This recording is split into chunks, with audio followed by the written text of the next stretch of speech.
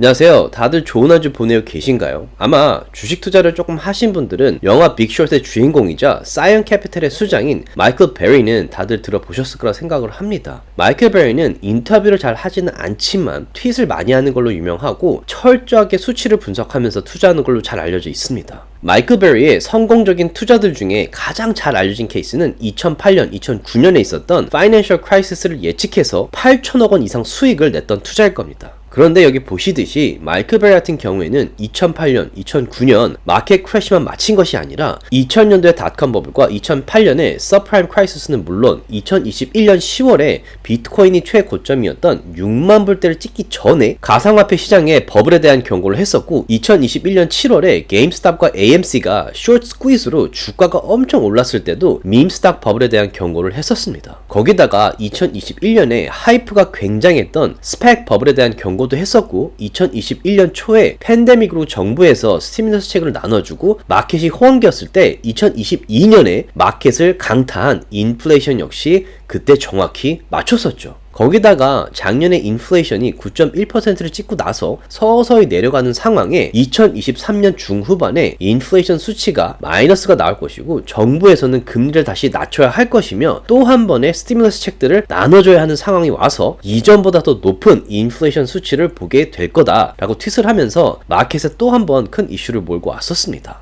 자, 그런데 놀랍게도 인플레이션이 크게 내려오면서 스티뮬러스 책은 아니지만 은행 붕괴 사건으로 마켓에 다시 돈이 풀리고 있고 실리콘밸리 은행 같은 사태가 더 일어나지 않게 하기 위해서 미 연준에서 실제로 금리를 더 내릴 수밖에 없다라는 의견도 많아지고 있습니다. 거기다가 인플레이션과 금리 인상 그리고 대대적인 해고로 재정적으로 도움을 필요로 하는 사람들이 많아지고 있어서 정말로 마이클 베리의 말처럼 또 한 번 스티뮬러스 책들이 지급되고 인플레이션이 9.1% 이상으로 오를지 많은 관심이 쏠리고 있습니다. 이렇게 지금까지 마켓의 움직임을 여러 번 맞춘 마이클 베리가 최근에 아주 흥미로운 트윗을 두세 개 올려서 많은 투자자들을 또 한 번 헷갈리게 했는데요. 정말 중요한 부분을 짚어준 것 같아서 오늘 여러분들과 함께 나누려고 합니다. 자, 마켓이 100% 과거 그대로 반복되지는 않지만 지난 100년간의 마켓의 흐름을 보시면 패턴은 반복된다는 것을 보실 수 있을 겁니다. 오늘 나눌 영상의 내용은 마이클 베리의 트윗을 보고 지금 발표되고 있는 객관적인 수치들과 과거 마켓의 패턴을 바탕으로 제 생각을 나눈 것이기 때문에 참고만 하시기 바라겠습니다. 자, 그러면 디스클레이머만 듣고 영상 바로 보도록 하겠습니다.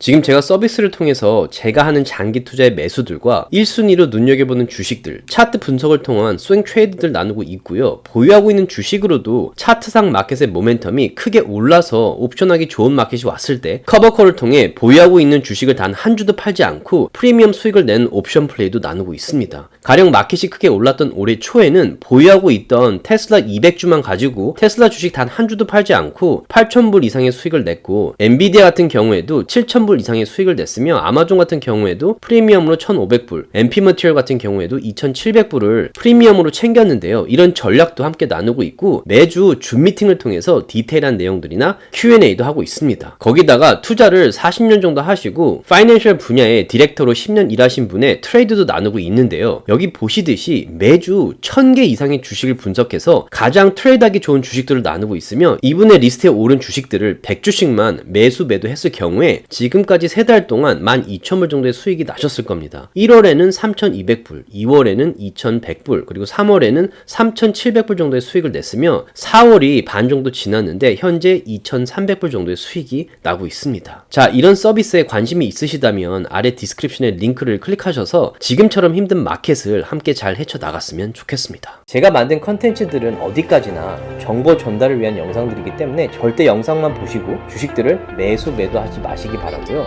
본인 스스로 반드시 리서치를 더 하신 다음에 판단을 내리시기 바라겠습니다. 자, 올해 2월 1일에 미 연준에서 금리 인상 결정을 발표하기 전에 마이클 베리가 아주 간단하게 sell이라는 트윗을 남겨서 큰 이슈가 되었고 어떤 분들은 실제로 마이클 베리의 트윗을 믿고 미 연준 발표 이후에 마켓이 크게 떨어질 것을 예상해서 본인 포트폴리오의 큰 비중을 매도하기도 했었습니다. 그런데 미 연준의 발표 이후에 주식시장이 아주 크게 올랐고 여기 보시다시피 S&P 500 같은 경우에 4,000에서 4,200까지 오르면서 마이클 베리가 욕을 정말 많이 먹었습니다. 그리고 셀이라는 트윗을 올린 다음날 본인의 트윗 어카운트 자체를 삭제해서 더 큰 이슈가 되었습니다. 본인이 예측한 것과 반대로 마켓이 움직여서 트윗 어카운트로 삭제한 것이 아니냐라는 말이 많긴 했었는데요. 그 이유는 아직도 아무도 모르지만 결론적으로 말씀드리자면 어카운트를 삭제하고 며칠 있다가 다시 어카운트를 만들어서 트윗을 하기 시작했고 3월에 또 한 번 큰 논란이 될 만한 트윗을 남기고 나서 4월 초에 또 다시 어카운트를 삭제한 상태입니다. 자, 이분께서 도대체 어떤 생각으로 이러는지는 모르겠지만 3월에 올린 트윗이 큰 이슈가 되기도 했고 아주 중요한 내용이라는 생각이 들어서 오늘 집중적으로 나누려고 합니다. 자, 3월 30일에 마이클 베리가 이런 트윗을 올렸는데요. 다시 1920년대로 돌아왔고 바이 더 딥을 하신 분들은 축하드립니다.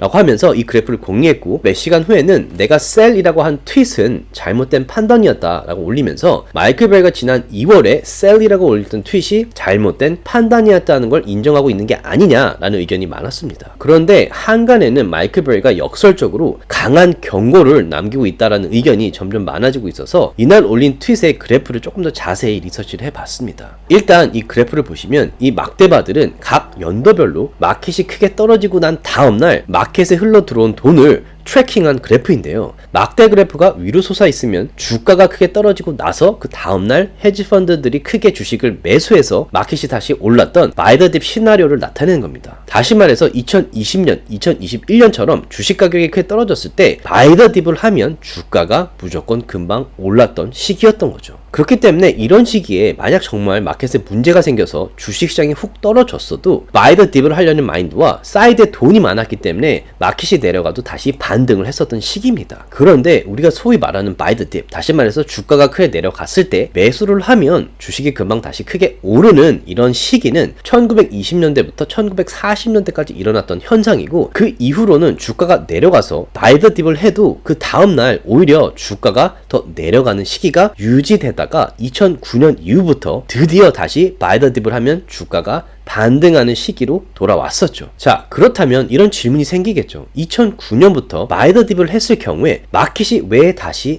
반등하는 현상들이 일어났을까요? 자, 2008년, 2009년 서프라임 크라이시스 이후로 경제가 워낙에 좋지 않았기 때문에 경제를 다시 활성화시키기 위해서 미 연준에서는 금리를 0에 가깝게 내려서 회사들 입장에서는 돈을 빌리기 쉬워져서 다시 회사의 성장에 투자를 하는 시기로 변한 데다가 낮은 이자로 개인들도 대출이나 론을 받기가 쉬워지면서 마켓에 돈이 다시 풀리기 시작을 했습니다. 그러면서 자연히 퍼스널 세이빙스도 다시 늘어나서 투자할 돈도 점점 생기게 된 거죠. 이렇게 2009년부터 2021년까지 10년이 넘는 마켓의 호황기가 계속되었고 투자할 돈이 많아졌기 때문에 마켓이 크게 떨어져도 저렴한 가격에 주식을 크게 매수해서 마켓이 다시 반등하는 바이 더 딥 시기가 돌아왔던 겁니다. 자, 이런 상황에 예상치도 못했던 코로나 팬데믹이 터지면서 금리가 0이 되었고 나라에서 스티뮬러스 책 및 여러 가지 구조 기금들을 풀면서 마켓에 돈이 더 많아졌고 마켓은 크게 올랐습니다. 자, 그런데 팬데믹이 끝나고 2022년에 높은 인플레이션이 찾아오면서 상황이 크게 달라집니다. 지나치게 높아진 인플레이션을 잡기 위해서 미 연준에서는 마켓 역사상 가장 빠른 속도로 그리고 가장 큰 퍼센테이지로 금리를 올리기 시작했고 인플레이션도 생각보다 높은 상태에서 오래 지속이 되었습니다. 다시 말해서 높은 인플레이션으로 익스펜스가 많아졌고 높은 금리로 집 몰기지나 차 대출에 들어가는 돈이 크게 늘어나서 실제로 퍼스널 세이빙스도 지금껏 거의 가장 낮은 수치를 기록하게 되었습니다. 거기다가 실리콘밸리 은행 붕괴 사건 이후로 은행 대출도 받기 힘들어져서 마켓에 투자할 돈은커녕 생존하기도 힘든 상황이 된 거죠. 현실은 이런데 지금 주식시장을 보면 계속해서 매수가 일어나서 인덱스가 오르고 있습니다. 마이클 베리의 지난 트윗에 따르면 나스닥 역사상 지금까지 인덱스가 크게 떨어지고 나서 그 다음날 다시 크게 오르는 데드캣 바운스가 20번 일어났었는데 그 20번 중에 무려 12번이 2000년도 닷컴 버블 당시에 S&P 500이 78%나 떨어지는 과정에서 중간중간에 일어난 경우여서 많은 투자자들을 속여 큰 손해를 보게 했다고 하고 있고 S&P 500 같은 경우에도 20번 중에 9번의 데드캣 바운스가 1929년에 인덱스가 무려 86%나 떨어지는 과정에서 일어났다고 합니다. 그러면서 마이클 베리는 S&P 500이